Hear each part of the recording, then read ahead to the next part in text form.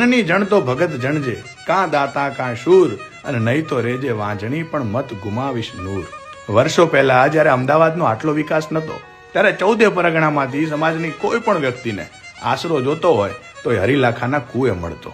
વેળાએ રોટલા, વેળાએ દૂધ, રૂડો આવકાર મળે એ હરિલાખાનો કૂ. પોતે વિહત સિગોતરમાંના ભુવાજી હતા. પેઢીઓથી ગાયો રાખતા. મહેમાન આવે એટલે ચા નહીં પણ દૂધની રેલમછેલ થતી.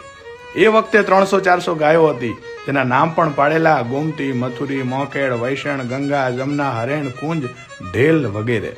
હરિભાને ઘોડીઓનો પણ જબરો શોખ. હીર, રેમુ, મણી નામની ઘોડીઓ પર પોતે ખૂબ ફરતા. પોતે જીવતું જગત્યું કરેલ, અને એ પ્રસંગે એ દૂર દૂરથી હગા, વાલા, બ્રાહ્મણ, બારોટને તેડાવી ખૂબ દાન પુણ્ય કરેલ, જેમાં હાથી દાંતથી માંડીને ચાંદીના હુક્કા જેવી અમૂલ્ય ભેટો આપેલ. આજે હરિભા તો હયાત નથી, પણ એમના ગાયોના, ઘોડીઓના અને આવકારના વારસાને એમના સંતાનો રામજી હરી, હીરા હરી અને હાકા હરી તથા એમના ભાણેજ લાલભાઈ રણછોડભાઈ કઠવાડાએ જીવતો રાખ્યો છે. એમની વધુ માહિતી નવા એપિસોડમાં.